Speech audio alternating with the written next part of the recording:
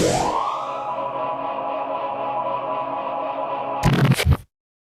bitches, welcome back to my channel, and today we are going to be spilling some more tea, but this time it's going to be a big ol' piping hot cup of Nick tea.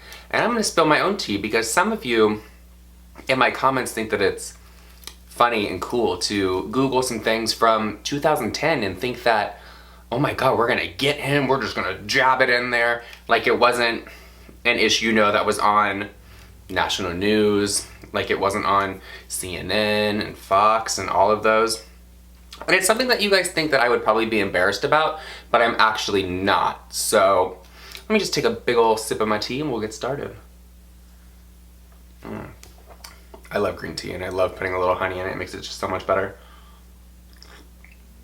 This tea's really hot too. Woo, sweating. So back in 2010, I was arrested when I was in Arkansas. I'm gonna do a little bit of a backstory and then I'm going to get into the arrest.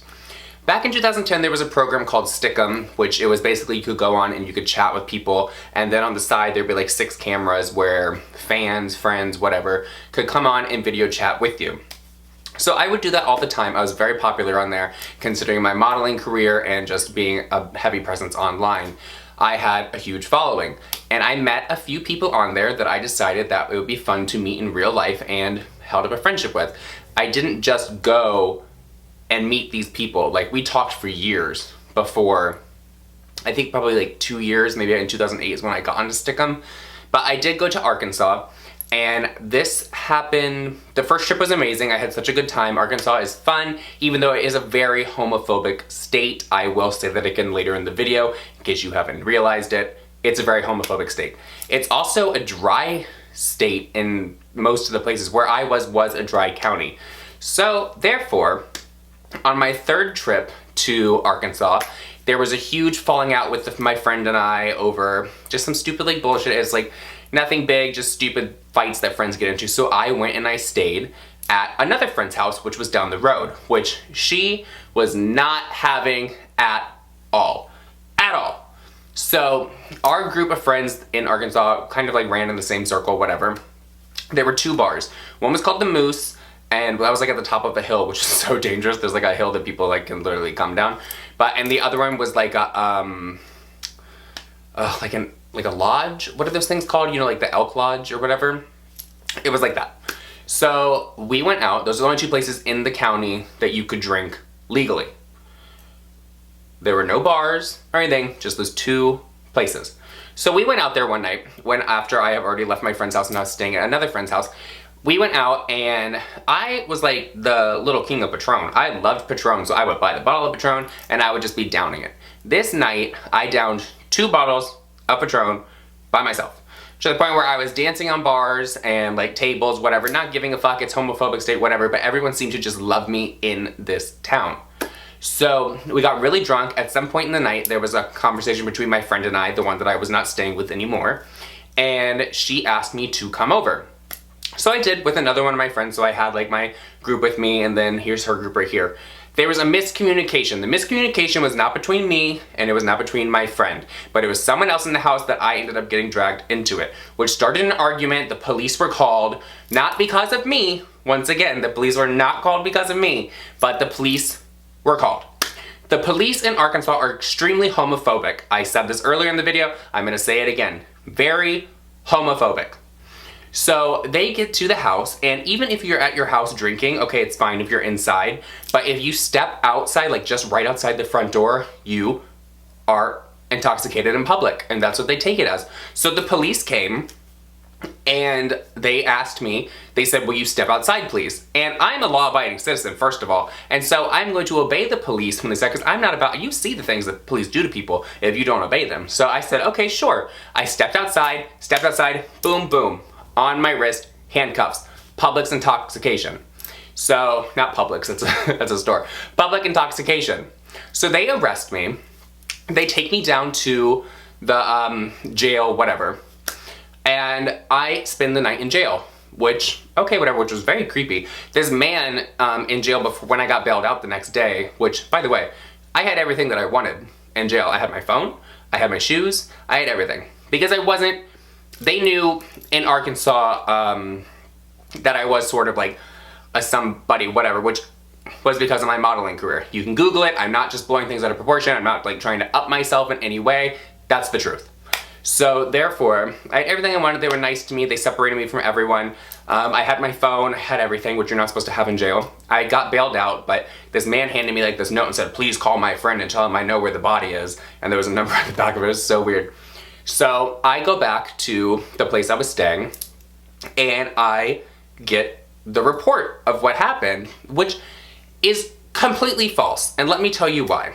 In the report, it says that I solicited a police officer for a blowjob. It never happened. If I would have solicited a police officer for a blowjob in Arkansas, being a homosexual male, trust me, I wouldn't have made it to jail without a bruise on my fucking body. Let me tell you that much. And they would have spread it around the jail that I was like that, and then I wouldn't have left jail without a bruise on my body at all.